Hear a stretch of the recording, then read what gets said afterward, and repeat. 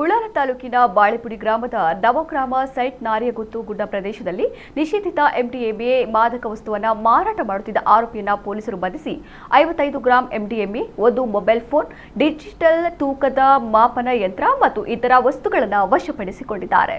ಶ್ರೀರಂಗಪಟ್ಟಣ ಹುಲಿಕೆರೆ ನಿವಾಸಿ 21 ವರ್ಷದ ಜೋರ್ಡನ್ ಬಂಧಿತ ಆರೋಪಿ.